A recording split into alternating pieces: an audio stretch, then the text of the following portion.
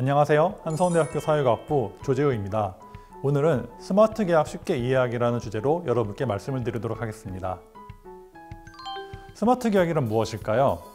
아주 쉽게 얘기를 해보자면 스마트 계약은 자판기라 할 수 있습니다. 근데 우리가 아는 그런 펜이 나오고 음료가 나온 자판기가 아니라 인터넷, 블록체인 위에서 돌아가는 디지털 자판기라 할 수 있습니다. 즉, 블록체인에 기록된 어떠한 그 규칙이 있죠. 그 규칙에 따라 가지고 무언가를 넣으면은 음료수 같은 다른 무언가가 튀어나오는 그런 일정한 규칙을 가지고 프로그램을 수행하는 자판기라 할 수 있습니다. 혹자는 스마트 계약 이렇게 표현하기도 합니다. 두 사람이 있습니다. 두 사람이 계약을 맺는 거죠. 우리가 부동산 거래를 하든지 비즈니스를 할 때 계약을 맺습니다. 하지만 우리는 그 계약을 100% 신뢰할 수 없습니다. 상대방이 이걸 지킬지 안 지킬지 우리가 확신을 못하기 때문이죠.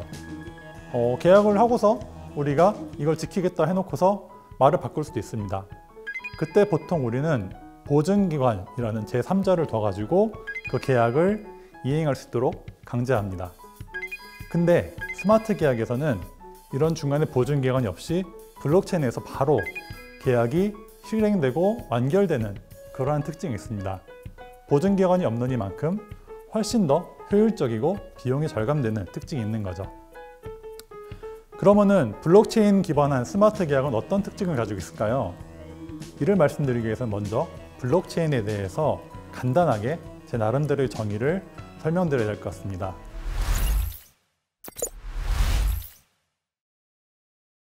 저는 블록체인을 자기주권적, 글로벌, 디지털 가치 네트워크라고 정의를 합니다. 이 말은 뭐냐? 블록체인에선 누구나 자기 스스로가 주인이고 전 세계를 대상으로 하며 그 위에서는 디지털 가치가 움직인다는 뜻입니다. 자, 스마트 계약을 여기 블록체인에 적용을 했을 때 이게 어떻게 설명할 수 있을까요? 자기주권적이라는 뜻은 스마트 계약에서 모든 계약이 이루어지는 거래의 주체가 자기가 수행하고 자기가 책임진다는 뜻입니다. 또한 글로벌이라는 의미는 이 스마트 계약이 그냥 우리가 알고 있는 국내 아니면은 특정한 국가 간에서만 이루어지는 게 아니라 인터넷이 되는 전 세계 어느 곳인지 다 적용이 되는 글로벌한 거래, 글로벌한 계약, 글로벌한 프로그램이 이루어진다는 뜻입니다. 즉 스마트 계약은 우리가 그냥 특정인만 대상으로 하는 게 아니라 한번 실행을 하면은 그러면은 전 세계인을 대상으로 하는 그런 특징이 있는 거죠. 세 번째로 스마트 계약에서는 디지털 가치가 반드시 수반이 됩니다. 이 말은 뭐냐? 우리 자판기를 생각해 보시면 편합니다. 자판기는 돈을 넣어야지 음료가 나오죠.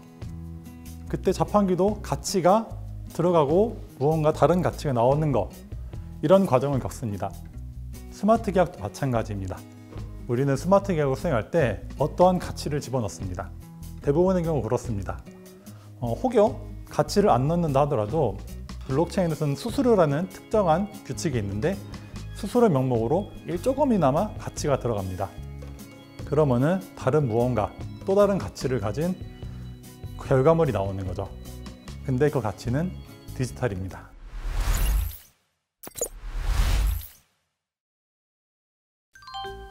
자, 그럼 스마트 계약은 어떻게 작동할까요?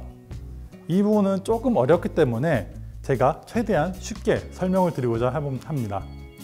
일단은 두 주체가 있습니다. 우리는 보통 계약서를 쓸 때 제가 제3자가 써주는 계약서에 서명을 하거나 아니면 제가 스스로 계약서를 작성하죠. 스마트 계약은 기본적으로 계약을 작성한 누군가가 있습니다. 보통 우리 일상 중에서는 개발자라는 사람들이 이 스마트 계약을 작성하죠. 일종의 컴퓨터 프로그램인 겁니다. 근데 블록체인 위에서 돌아가는 컴퓨터 프로그램인 거죠.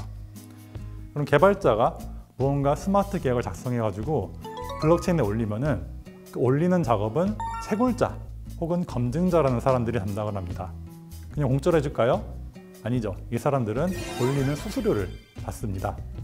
이더리움에서 이게 진행되면은 이더리움을 수수료 명목으로 약간 가져가게 되는 거죠.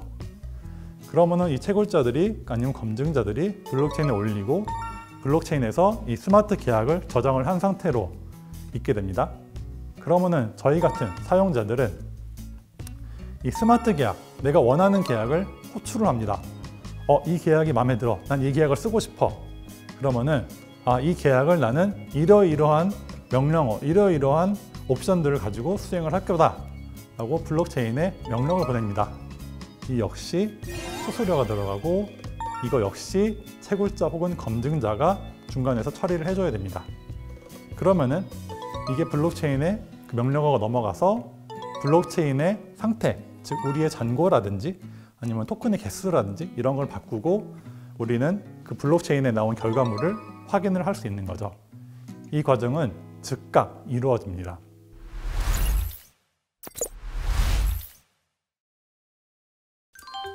그렇다면 스마트 계약은 어떻게 쓰일까요?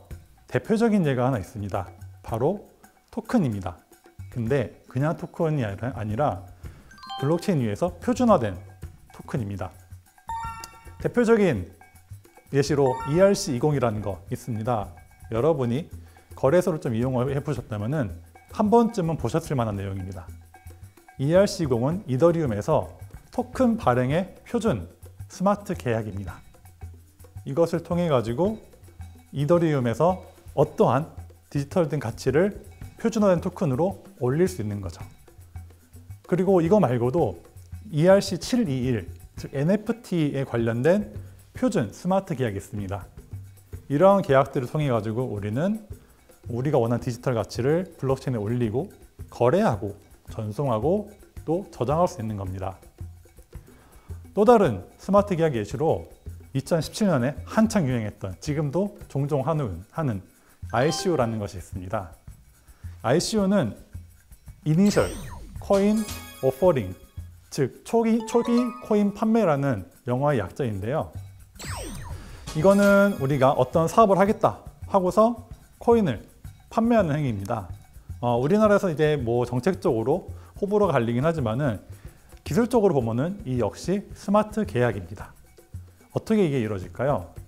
먼저 사용자 혹은 투자자는 어떤 프로젝트를 보고 그 프로젝트에 투자를 하고 싶어하는 마음의 결단을 내립니다.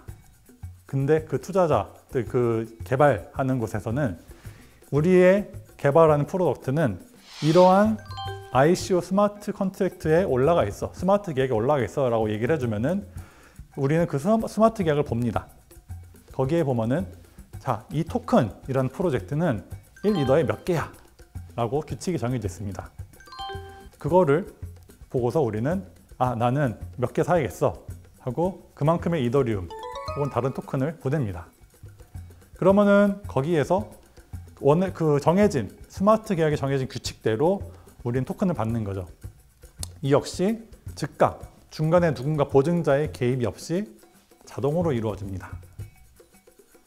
마지막으로 들 수 있는 스마트 계약의 또 다른 예시는 한창 유행했던 최근에 많이 유행하고 있는 디파이라는 것입니다. 디파이는 여러 가지 종류가 있지만은 대표적으로 거래를 할 수 있는 거죠. 이거는 Decentralized Finance, 분권화된 금융이라고 하는 건데요. 우리가 기존의 거래를 보면은 거래소가 있죠. 중간에 누군가 매개해주는 그런 거래소라는 기관이 있습니다. 하지만 디파이는 스마트 계약에서 특수한 기술, 특수한 코드를 통해 가지고 사람들이 직접 1대1 P2P로 거래를 할 수 있게 해줍니다. 이게 스마트 계약의 아주 놀라운 확장성인 거죠. 우리는 처음에 코인을 발행하는 데서 시작을 했다가 이제는 ICO라는 걸 통해 가지고 코인을 판매하는, 즉 발행뿐 아니라 이거를 판매하는 데까지 이르렀고 지금은 이미 판매되고 발행된 코인들을 서로 교환하는 데까지 발전을 했습니다. 물론 이 말고도 앞에서 잠깐 언급한 NFT라든지 아니면은 또 다른 무언가 특수한 스마트 컨트롤을 통해 가지고 컴퓨테이션, 컴퓨터 작업을 한다든지 아니면은 랜덤한 게임을 한다든지 이러한 다양한 옵션들이 개발이 되고 있습니다. 하지만 스마트 계약에는 단점도 있습니다. 그중 하나가 수수료 문제입니다. 최근에도 이더리움 수수료는 상당히 높습니다. 근데 옛날에도 이런 일이 있었습니다. 2017년 말에, 아니 2018년 초에 크립토키티라는 프로젝트 있었는데요. 이게 거의 최초의 NFT 프로젝트를 할 수 있습니다. 근데 이 프로젝트가 한층 인기를 끌자 무슨 일이 벌어졌냐면요. 사람들이 너도나도 이거를 하기 시작했습니다. 그래서 수수료, 즉 이거를 빨리 실행하고자 더 많은 비용을 내기 시작하는 경쟁이 붙었습니다. 그래가지고 어떻게 됐을까요? 수수료는 점점 올라갔습니다. 그리고 수수료 비용과 함께 이더리움도 점점 포화 상태가 됐습니다. 그래가지고 처리가 상당히 어려워지고, 그리고 이런 프로젝트를 사용하는데 너무 비싸가지고 쓸 수 없는 그런 일도 벌어졌습니다. 자, 그러면은 스마트 계약의 또 다른 단점은 없을까요? 있습니다. 이거는 굉장히 또 중요한 그런 단점 중 하나인데요. 바로 버그입니다. 우리가 모든 프로그램에는 버그가 있다고 농담삼아 얘기를 하죠. 마찬가지로 스마트 계약에도 버그가 있습니다. 일례로, 그리고 가장 대표적이고 가장 큰 사건으로 더 다오라는 사건이 있었습니다.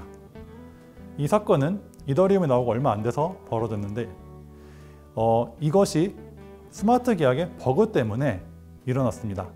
많은 사람들이 이 프로젝트에 투자를 했는데 어떤 해커가 버그를 발견하고서, 그리고 이 스마트 계약에 들어있던 사람들이 투자한 이더리움을 빼내는 그런 일이 벌어졌습니다. 이때 굉장히 재미있는 두 가지 반응이 있었어요. 이더리움 진영에서는 이거는 버그였기 때문에 되돌려야 된다 라고 주장을 했고, 다른 한쪽, 지금 우리가 알고 있는 혹시나 들어보셨을 만한 이더리움 클래식이라는 곳에서는 버그 역시 스마트 계약의 일부다 라고 하면서 이 훔쳐간 토큰을 반환하지 않는 것을 주장했습니다. 그래가지고 이때를 계기로 이더리움이 두 개로 나뉘게 되었죠. 어떤 것이 옳은지 저희는 판단할 수는 없습니다. 둘 다 맞을 수도 있고 둘 다 부족한 점이 있을 수 있죠. 하지만 하나 확실한 거는 이거 역시 스마트 계약의 버그라는 기술적 단점 때문에 벌어진 일이라는 것입니다.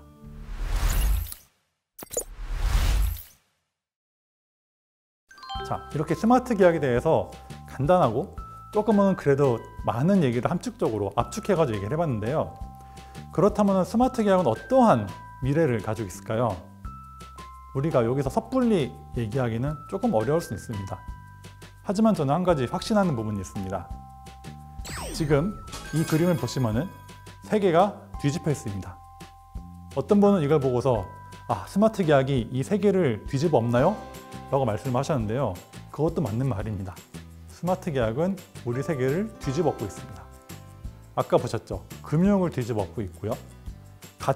디지털 가치를 뒤집어 엎고 있습니다. NFT 통해서는 예술을, 게임을 뒤집어 엎고 있습니다. 하지만 또 다른 거 한 가지가 더 있습니다. 이 지도는 사실 우리나라 해수부에서도 이렇게 퍼뜨렸던, 홍보를 했던 지도인데요. 우리나라의 미래는 해양, 해외 이런 데 있다 라는 걸 주장하고 싶었던 지도이죠. 스마트 계약은 앞에서 말씀드렸듯이 글로벌한 그러한 성격을 가지고 있습니다.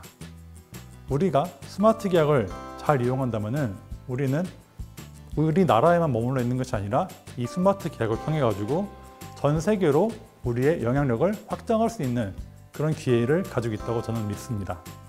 하나 예를 들자면은 이번에 오징어 게임이 핫해지자 오징어 게임에 기반한 NFT가 나오고, 그리고 토큰이 나오고 그랬습니다. 물론 일부는 사기였는데 아닌 것도 있었죠. 오징어 게임 NFT 같은 경우는 아주 활발하게 지금 프로젝트가 진행이 되고 있고, 그걸 통해 가지고 많은 가치가 전 세계로 확산이 되고 있습니다. 우리나라는 이미 문화 강국이고, 그리고 기술적으로도 상당한 수준에 있습니다.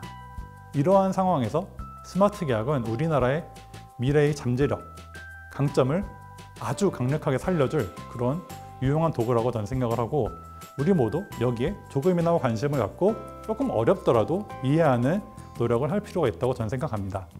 경청해 주셔서 감사합니다.